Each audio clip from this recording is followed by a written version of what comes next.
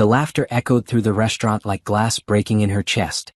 Diana sat frozen in the corner booth, watching her husband of 8 years lean across the table to kiss another woman. Not just any woman, the same blonde she had seen him with 3 times this month. The same one who had answered his phone last Tuesday when she called about picking up groceries. But what made her stomach turn wasn't just seeing them together. It was how comfortable they looked. How natural. The way he touched the woman's hand, the way she giggled at his jokes, the same jokes he used to tell Diana when they first met. The worst part was realizing this wasn't new. This had been going on for a long time. Diana pulled her coat tighter around herself and sank deeper into the booth. She had followed him here after he said he was working late again. 4th time this week. She told herself she was being paranoid, that 8 years of marriage meant something. But now she knew the truth. Her phone buzzed. A text from him, "Sorry honey, stuck at the office. Don't wait up." She watched him type the message while sitting 3 tables away from her. Watched him lie to her face without even looking at her. The woman across from him, tall, thin, everything Diana felt she wasn't, placed her hand over his as he put the phone down. "You're terrible," she heard the woman say through the quiet restaurant. "Lying to your wife like that." Diana expected shame, guilt, something human from her husband. Instead he shrugged. She doesn't suspect anything. She's too busy with her little job anyway. Her little job. Diana worked 60 hours a week as a nurse, paying most of their bills while he struggled with his consulting business. Her little job that kept their lights on and food in their fridge. "When are you going to tell her?" the woman asked. "Tell her what?" "That you're leaving her. That we're together now." He laughed. Actually laughed. "Who said anything about leaving her? This is perfect the way it is. I get the best of both worlds." Diana felt something die inside her chest.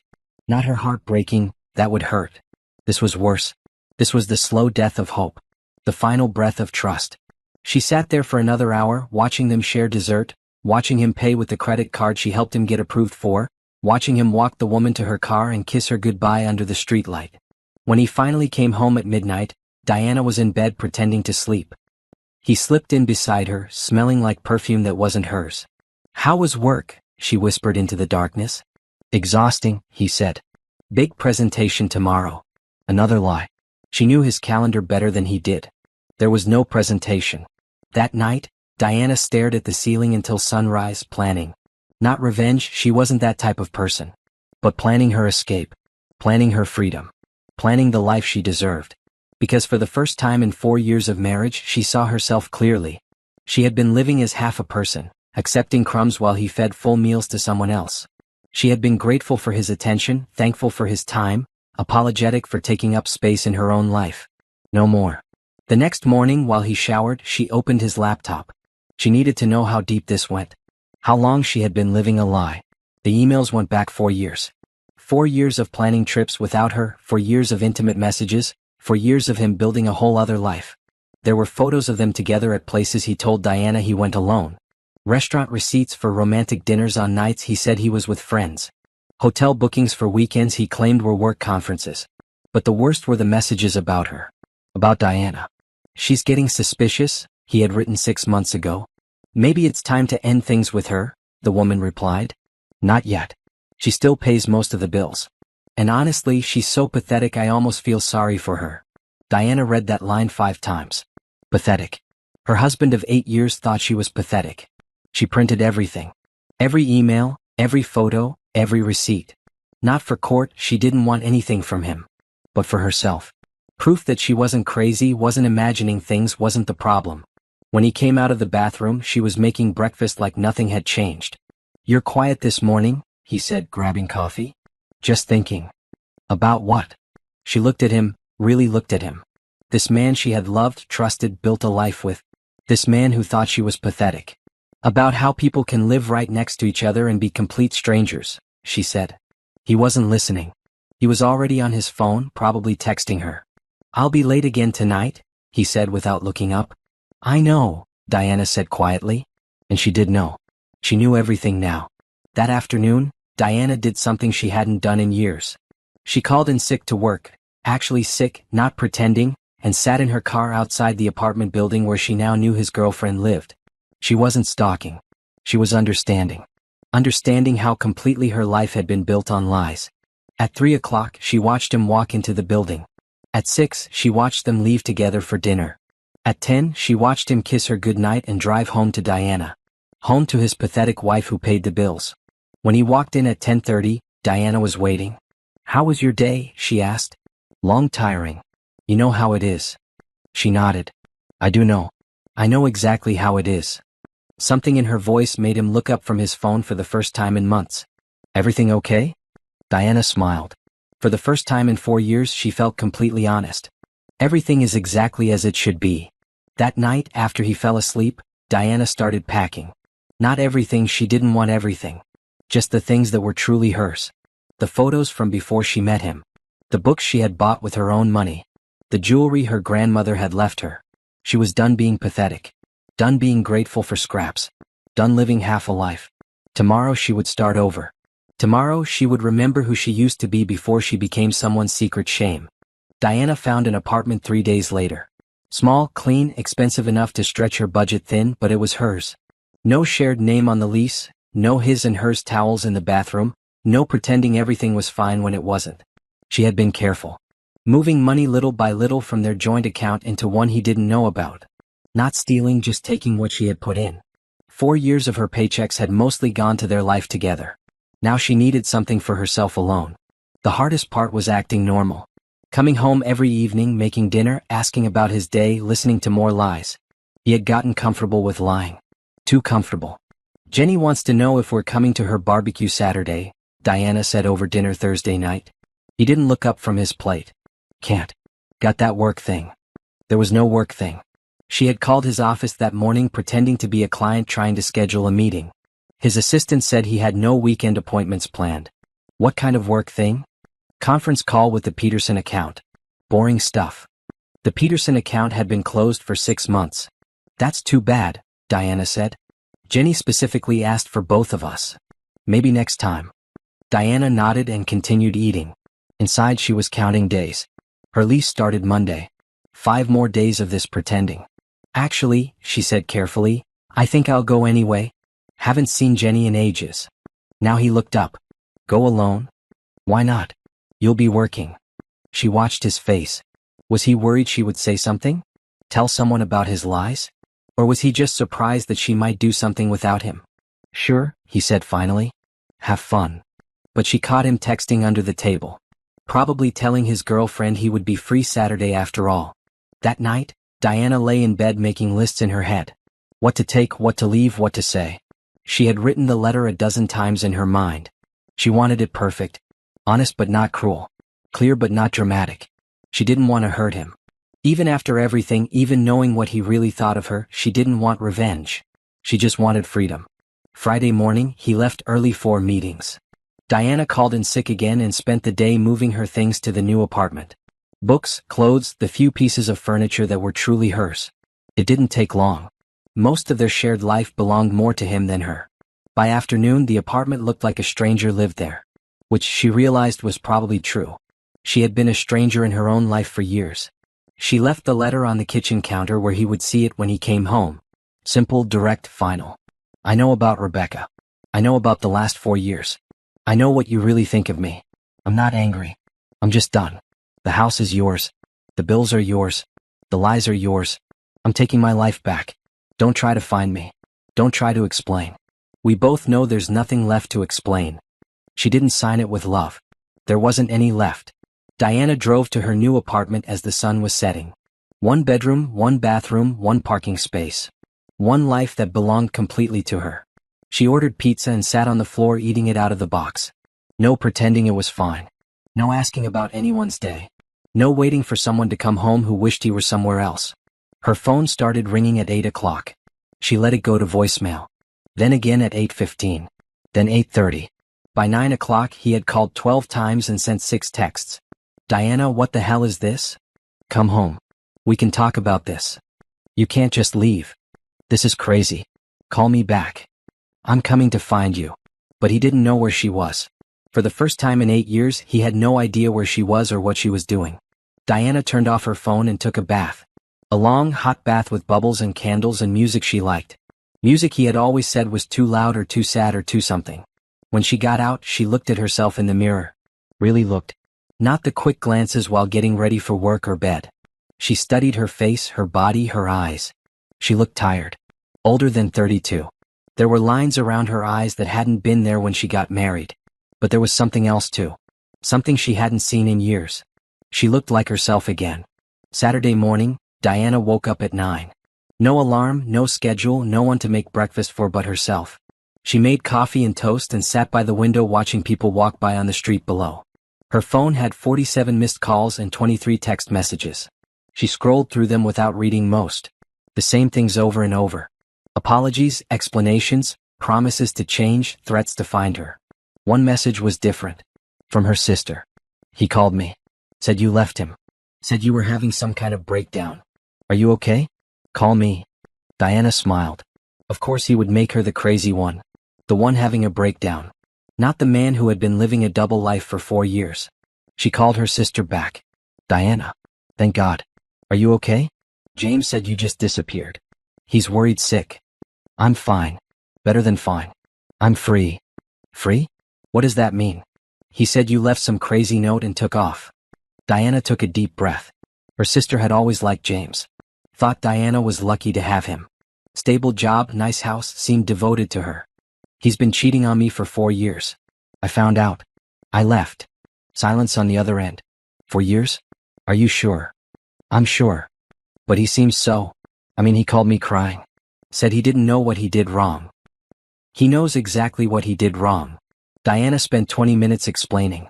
The restaurant, the emails, the lies, the hotel receipts. By the end, her sister was quiet. I'm sorry, she finally said. I had no idea. No one did. That was the point. What are you going to do now? For the first time in 4 years, Diana smiled a real smile. Whatever I want. The divorce papers arrived on a Tuesday. Diana signed them at the kitchen counter of her small apartment, next to a cup of coffee that had gone cold while she read through the legal language. He wasn't fighting it. Wasn't asking for anything. Just wanted it over quickly and quietly. She wondered if Rebecca had given him an ultimatum or if he was just tired of pretending to be sorry. It had been 3 months since she left. 3 months of learning how to be alone without being lonely. 3 months of remembering who she was before she became half of something that was never really whole. The hardest part wasn't missing him. The hardest part was realizing how little there was to miss. Diana had thrown herself into work. Extra shifts, covering for other nurses, staying busy. It helped pay for the apartment and kept her mind occupied. Her coworkers had noticed the change in her. You seem different, said Linda, the charge nurse. Lighter somehow. Diana was different. She laughed more. Spoke up more.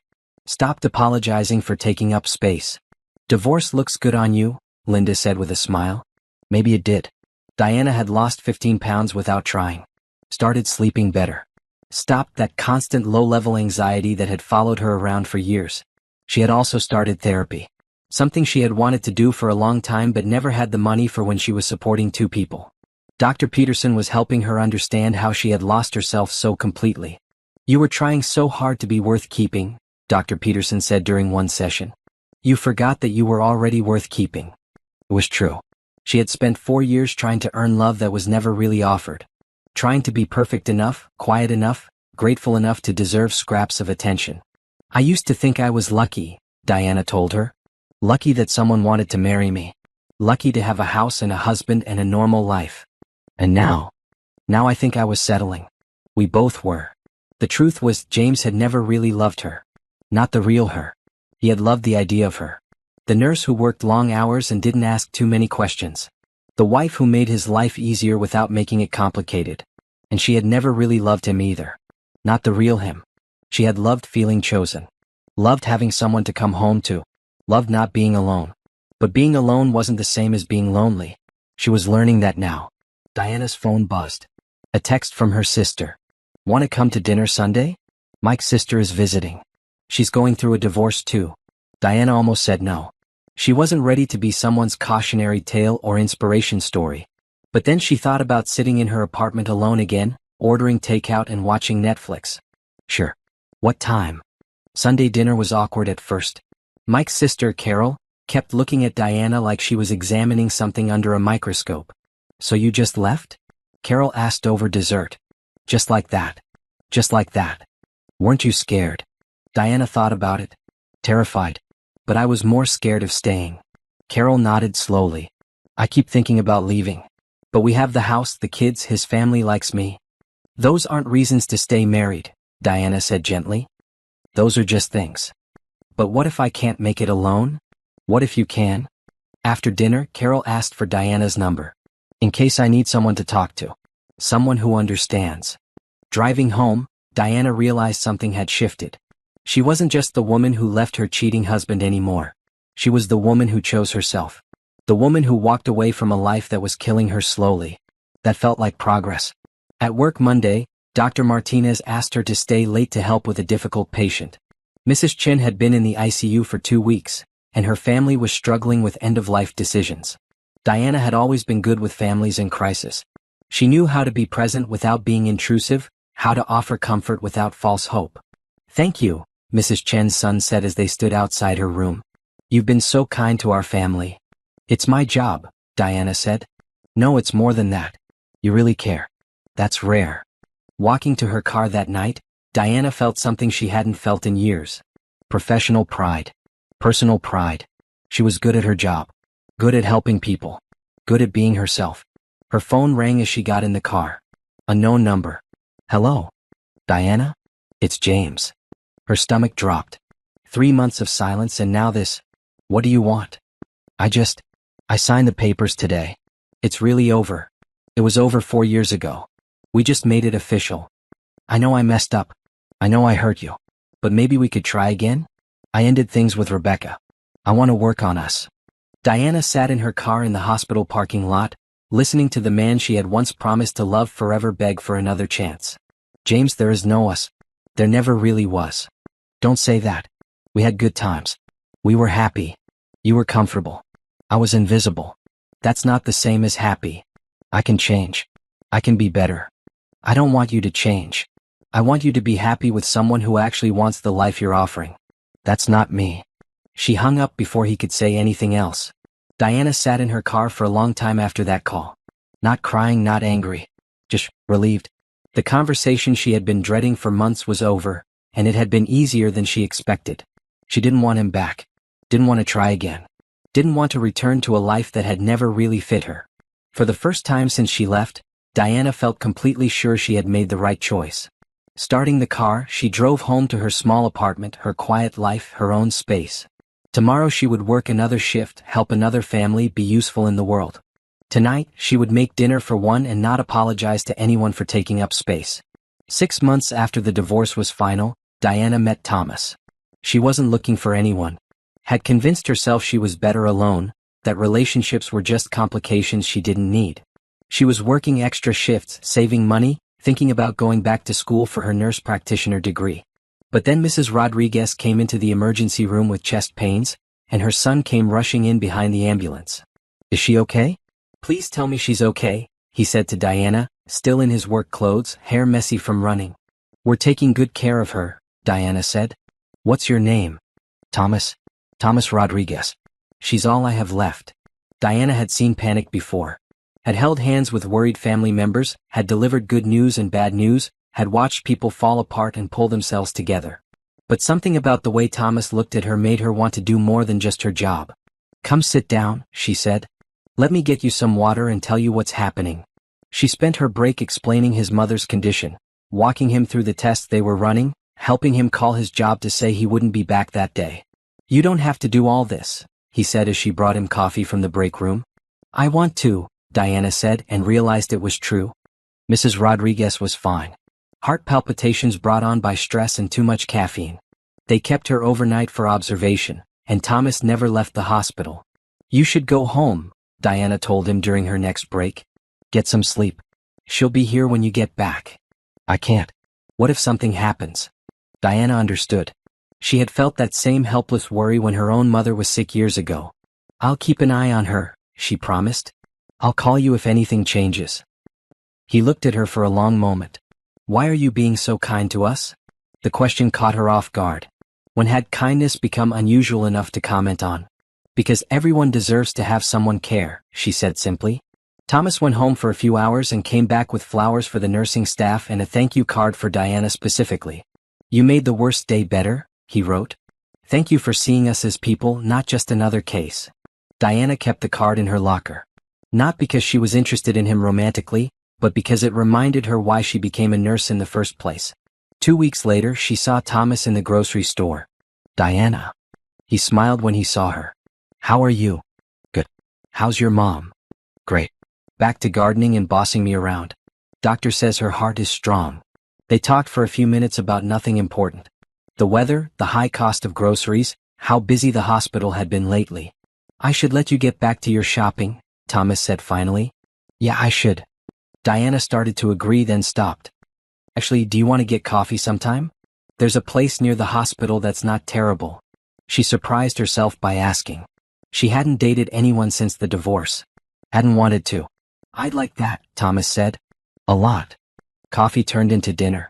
Dinner turned into a movie. The movie turned into long walks and phone calls that lasted hours. Thomas was different from James in every way that mattered. He asked questions and listened to the answers. He remembered things she told him. He seemed genuinely interested in her thoughts, her work, her dreams. Tell me about nursing school, he said over dinner one night. You really want to know? I really want to know everything about you. So she told him.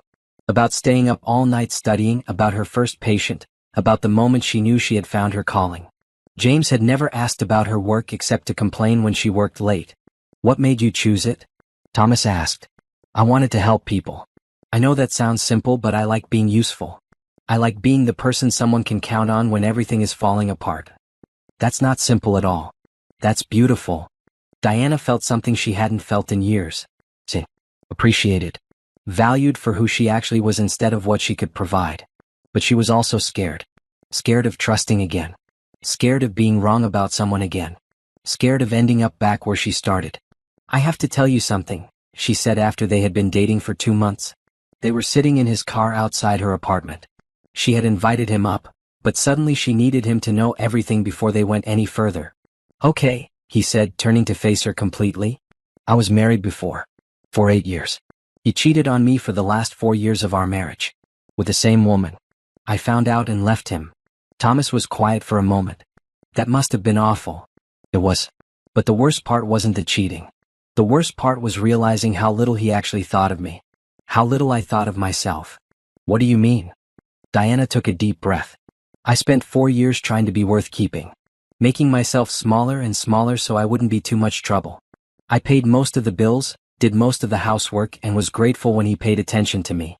Diana. I need you to know that about me. I need you to know that I don't trust easily anymore. And I need you to know that I won't do that again. I won't make myself smaller for anyone. Thomas reached over and took her hand. Good. Don't ever make yourself smaller. The world needs more people like you, not fewer. You're not scared? That I'm damaged goods or complicated or... I'm scared, Thomas said honestly. But not of you being complicated. I'm scared of not being good enough for you. I'm scared of letting you down. Diana looked at him. Really looked. This man who visited his mother every Sunday, who worked as a high school math teacher because he wanted to help kids, who had never once made her feel like she was asking for too much. I think I'm falling in love with you, she said quietly. I think I fell in love with you the day we met, he said back. That night, Diana let Thomas stay. Not just for the night, but in her life. In her heart. In the future she was building for herself. For the first time in years, she wasn't afraid of what came next. Diana moved in with Thomas after they had been dating for 8 months. Not because she needed to, but because she wanted to. Because coming home to him felt like coming home to herself. His house was everything her old house hadn't been. Warm, lived in, full of books and photos and things that told the story of a life actually being lived. There were pictures of his students on the refrigerator, awards for Teacher of the Year, thank you notes from parents. You keep everything, Diana said, looking through a box of cards and letters. My mom always said people don't say thank you enough. When someone takes the time to write it down, it deserves to be kept. Diana thought about all the thank you notes she had thrown away over the years.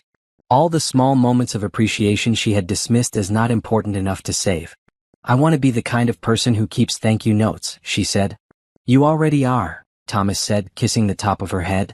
Living with Thomas was nothing like living with James. There were no secrets, no lies, no walking on eggshells. When Thomas said he would be home at 6, he was home at 6. When he said he was going out with friends, he told her where and asked if she wanted to come. Don't you want guy time? Diana asked the first time he invited her to meet his friends. I want you to know the people who matter to me. I want them to know you.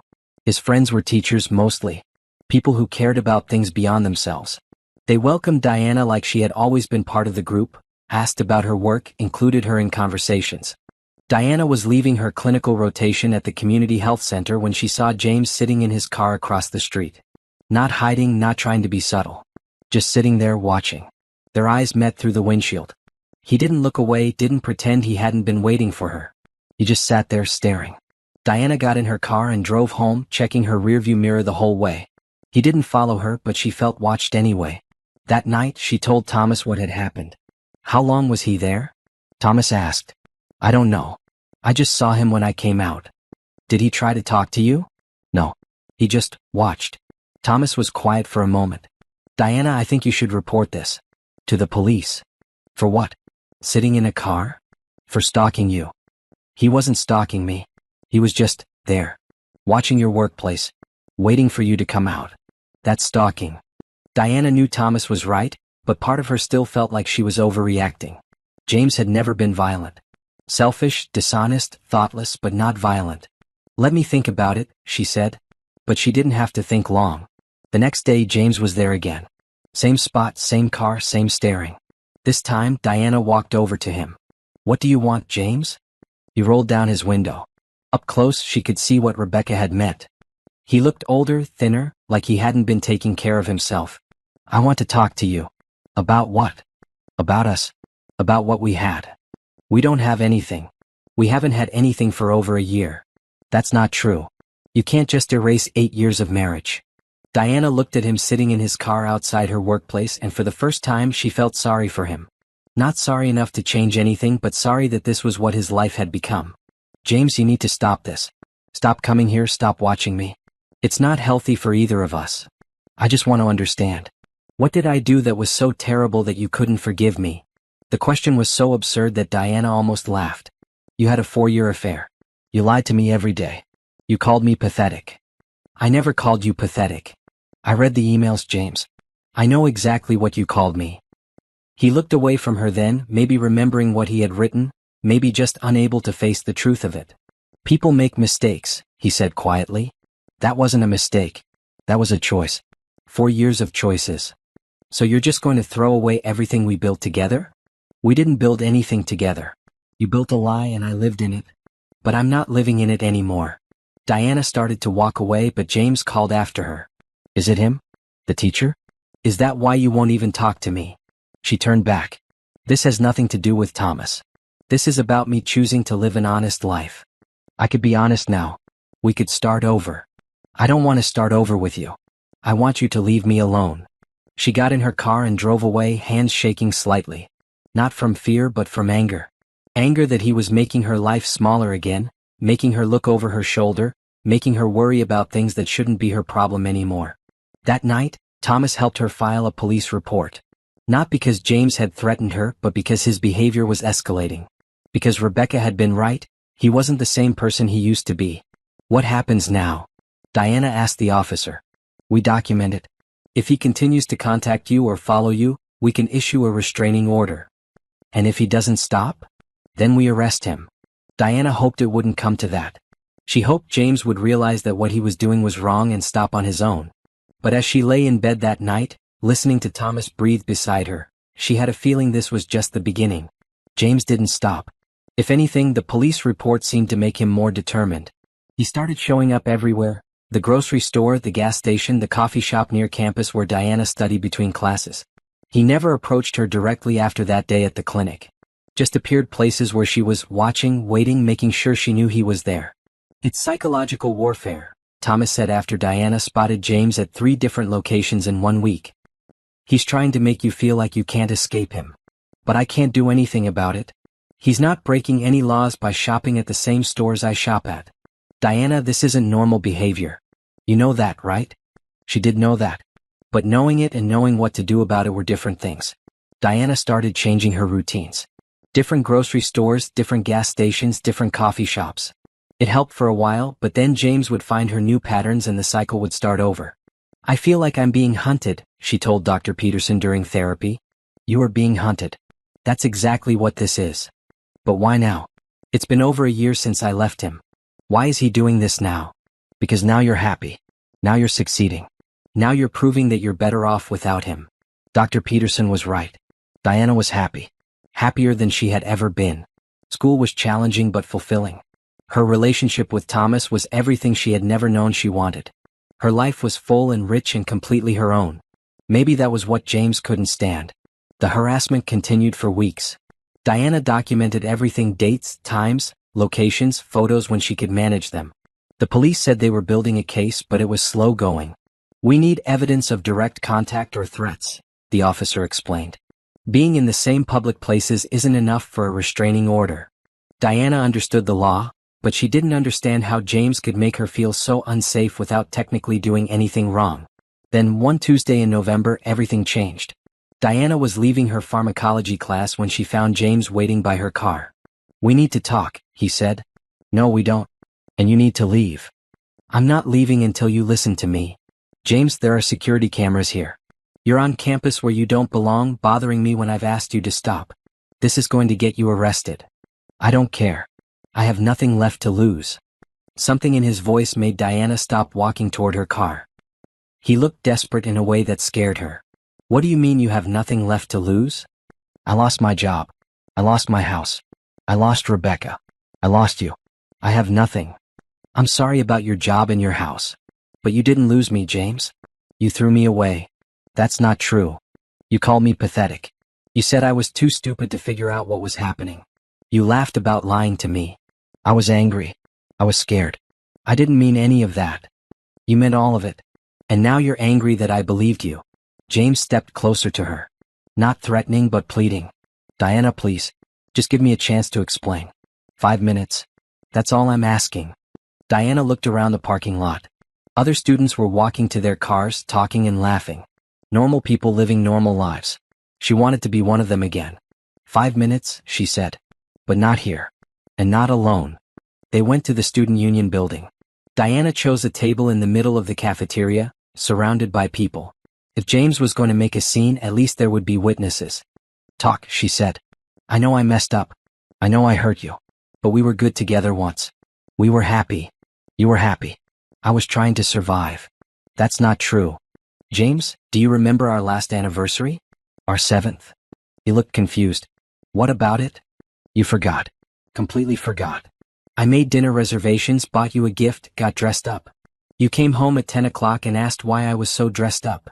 I was busy at work. You were with Rebecca. I know because I found the hotel receipt later." James was quiet. "Do you remember what you said when I reminded you it was our anniversary?" He shook his head. "You said, 'Oh right, sorry. We'll do something next weekend.' But we never did. Because you didn't care. You hadn't cared in years." "I cared. You just what?" "You just cared more about someone else." "It wasn't like that." "Then what was it like? Explain it to me. Make me understand why you threw away 8 years of marriage for someone you're not even with anymore." James stared at his hands. When he looked up, his eyes were red. "I don't know," he said quietly. "I don't know why I did any of it." "That's not good enough. What do you want me to say? That I was stupid? That I was selfish? That I ruined the best thing in my life for no good reason? Fine. All of that is true." Diana felt something she hadn't expected. Not forgiveness but pity. "James, you need help.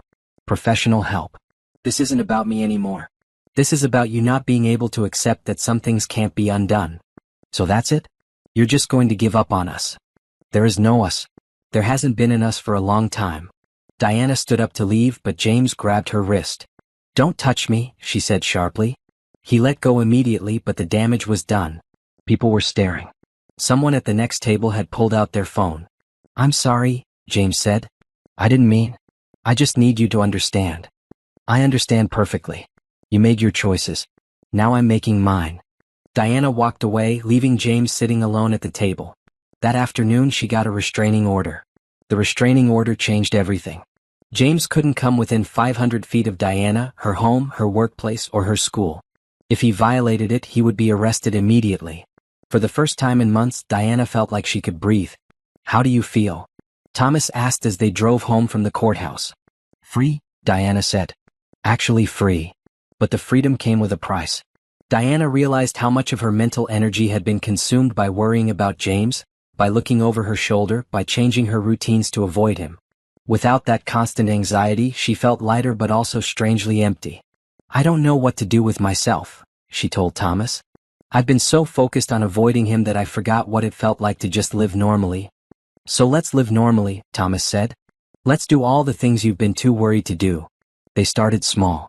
Diana went back to her old grocery store, her old coffee shop, her old routines. The first few times she still found herself looking around, expecting to see James watching her. But he wasn't there. Gradually, Diana began to relax. She threw herself back into school with renewed energy. Her grades improved. She started participating more in study groups, even made friends with some of her classmates. "You seem different," said her study partner, Sarah. "More confident." Diana was more confident. For the first time in over a year, she felt like herself again. Christmas came and went peacefully. Diana spent it with Thomas and his family, a loud, warm gathering that felt like everything her marriage had never been. His mother had embraced Diana from the beginning, treating her like a daughter rather than a guest. "You're good for him," Mrs. Rodriguez told Diana while they washed dishes together.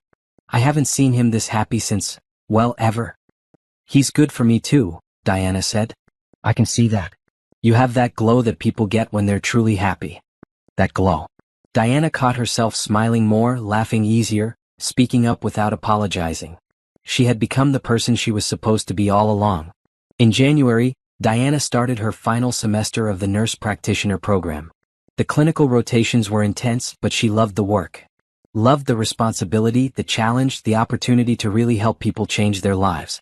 "Have you thought about what kind of practice you want to work in?" asked Dr. Chin, her clinical supervisor. "I'm thinking about community health. Underserved populations. People who don't always have access to good health care." "That's a noble choice. Also a challenging one." "I like challenges," Diana said, and realized it was true. The old Diana would have chosen the safe path, the easy option.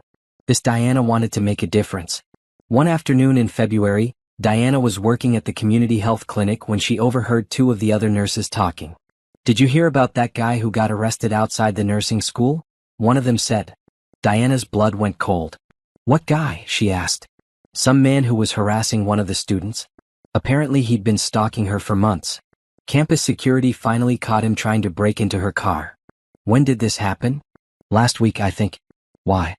Diana's hands were shaking. "What was his name?" "I don't know." "Why, do you think you know him?" Diana excused herself and called the police officer who had helped her with the restraining order.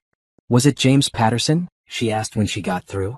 "I can't give you details about ongoing cases, but yes, we arrested someone for violating a restraining order last week. He's been charged with stalking and attempted breaking and entering." "Is he in jail?" "He made bail yesterday." Diana's heart sank. James was out. Still angry, still desperate, still fixated on her. "What do I do now?" she asked. "You stay alert. You follow the safety plan we discussed.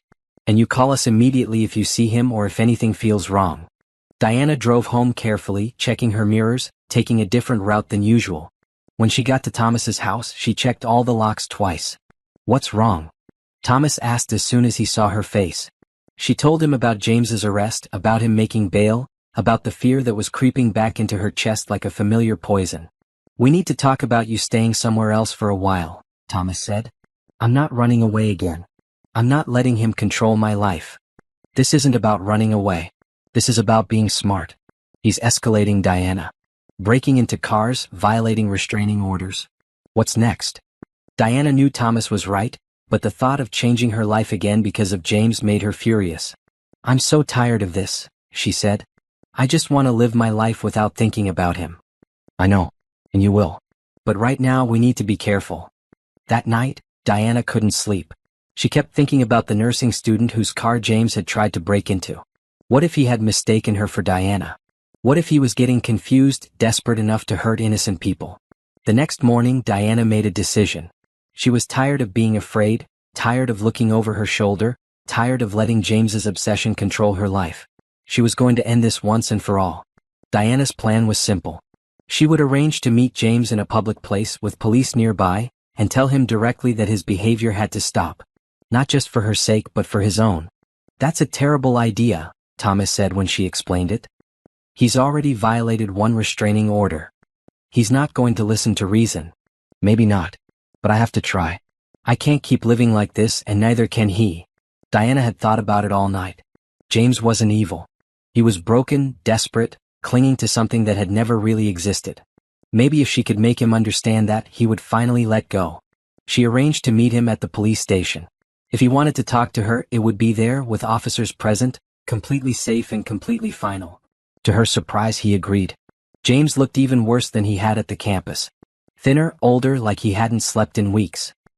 He sat across from her in the small conference room with his hands folded on the table. "Thank you for agreeing to see me," he said. "This is the last time, James. After today, we never speak again. I understand. Do you? Because your behavior says otherwise." James looked down at his hands. I know I've made mistakes. You tried to break into someone's car. You violated a restraining order. Those aren't mistakes, James. Those are crimes. I thought it was your car. I wanted to leave you a letter. It doesn't matter whose car it was. You can't break into cars. You can't follow people. You can't show up at their workplace and watch them. I know that now. Diana studied his face.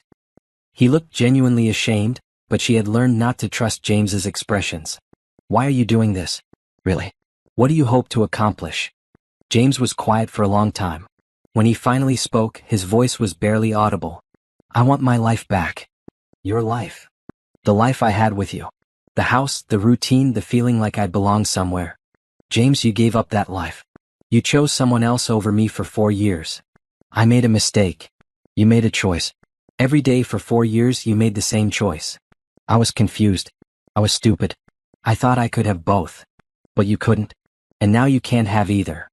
James looked up at her then, and Diana saw something in his eyes that surprised her. Not anger or desperation, but recognition. You're different, he said. What do you mean? You're not the same person you were when we were married. You're stronger.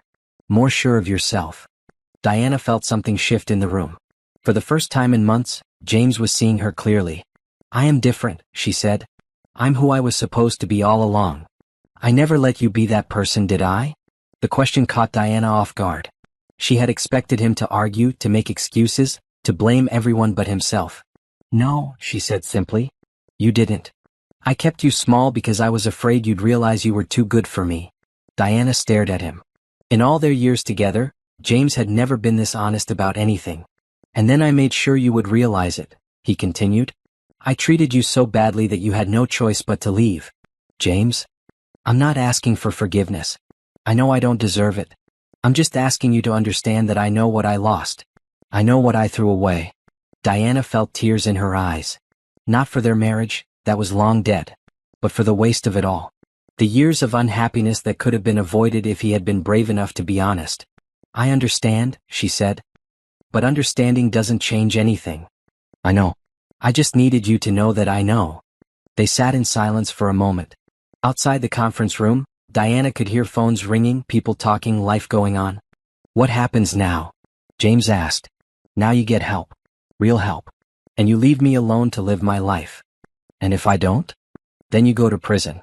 And I still live my life, just with less worry. James nodded slowly. I don't want to go to prison. Then don't. It's hard. Letting go. I don't know how to do it. You learn. You talk to someone. You figure out why you can't let go of something that was never really yours to keep. Diana stood up to leave, but James spoke again. Are you happy? With him? Diana thought about lying, about protecting his feelings. But she had spent too many years protecting James's feelings at the expense of her own truth. Yes, she said. I'm very happy. Good. You deserve to be happy. So do you? But not with me. Diana left the police station feeling lighter than she had in months. Not because she thought James would definitely change, but because she had finally said everything she needed to say. That evening, she and Thomas celebrated her graduation with dinner at their favorite restaurant. The same place where they had talked about second chances almost 2 years ago. How do you feel? Thomas asked as they waited for dessert. Free, Diana said. Finally, completely free. Think he'll leave you alone now? I think so. I think he finally understands that what we had is really over. And if he doesn't? Then we deal with it. But I'm not going to spend any more time worrying about what James might do. Thomas reached across the table and took her hand. Good. Because I have something I want to ask you. Diana's heart skipped. Thomas? I know we talked about waiting until after graduation. I know you wanted to figure out who you are as a nurse practitioner first. But I can't wait anymore. He pulled out a small velvet box and placed it on the table between them. I know who you are. You're the woman I want to spend my life with. You're brilliant and kind and strong and absolutely everything I didn't know I was looking for. Diana stared at the box, then at Thomas, then back at the box. Are you asking me to marry you? I'm asking if you'll let me love you for the rest of our lives. If you'll build something real with me. If you'll be my partner in everything. Diana thought about James, about Rebecca, about all the years she had spent settling for less than she deserved. Then she thought about Thomas, about the life they had built together, about the woman she had become. Yes, she said. Yes to all of it. As Thomas slipped the ring onto her finger, Diana caught sight of someone watching them through the restaurant window. James. But this time, instead of fear, Diana felt only sadness for him. Sadness that he was still watching other people's happiness instead of building his own. She turned back to Thomas, to her future, to the life she had chosen. Let James watch. Let him see what real love looked like. Maybe it would finally teach him what he had lost. The wedding was small, simple, perfect. Just family and close friends in Thomas's backyard, with flowers from his mother's garden and cake from the bakery where they had bought pastries on their second date. Diana wore a dress she had chosen herself, not because it was what a bride was supposed to wear, but because it made her feel beautiful. Thomas wore the suit he had worn to his college graduation, the one that made him look like the teacher he was proud to be. You look happy, Diana's sister said as they got ready that morning. I am happy, Diana said, and meant it completely. The ceremony was everything her first wedding hadn't been. Honest, joyful, focused on the promises they were making rather than the show they were putting on. When Thomas said his vows words he had written himself about choosing her every day, about supporting her dreams, about being partners in everything, Diana cried the kind of tears that come from pure happiness. I promise to never make you smaller, he said, making her laugh through her tears. I promise to love all of you, especially the parts of you that are still growing. Diana's vows were simpler. I promise to trust you with my heart. I promise to build a life with you that's honest and real. I promise to choose you every day the way you choose me. When the minister pronounced them husband and wife, Diana felt something she had never felt at her first wedding. Complete. Not because she was half of something now, but because she was whole and choosing to share that wholeness with someone who was whole too. The reception was held in the same backyard, with string lights and music and dancing on the grass. Diana danced with Thomas, with his father, with her sister's husband.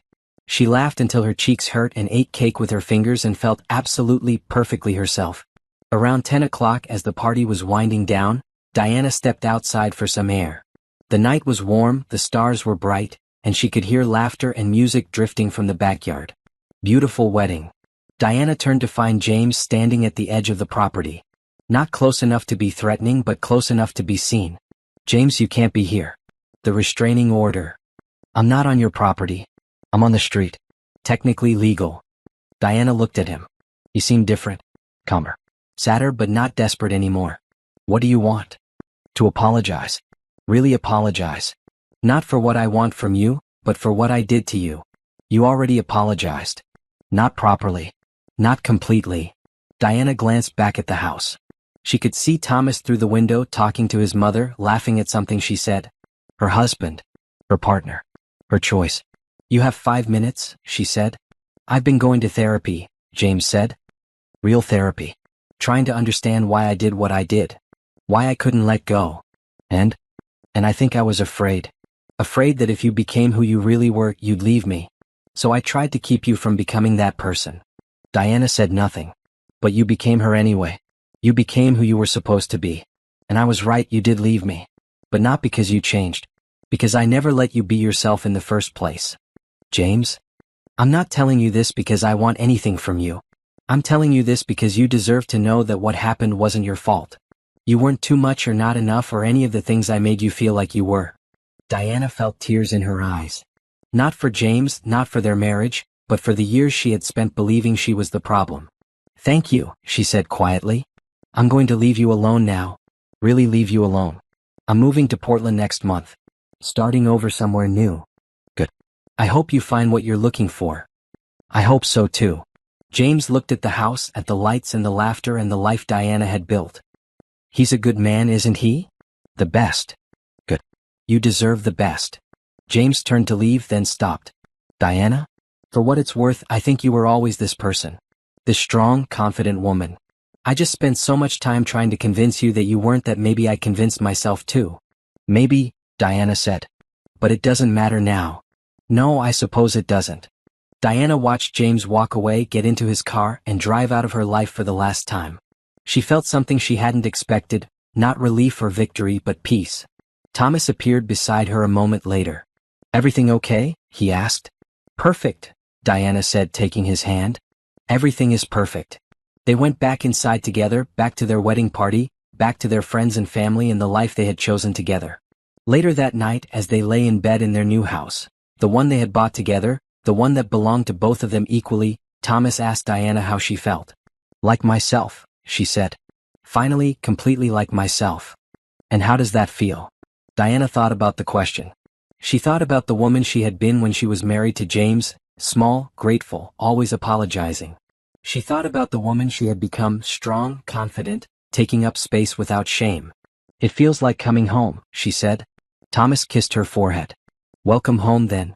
Diana smiled in the darkness. Home. Not a place, not a person, but a feeling. The feeling of being completely known and completely loved for exactly who you were. She had spent so many years looking for that feeling in the wrong places, with the wrong person, in the wrong ways. But now she had found it.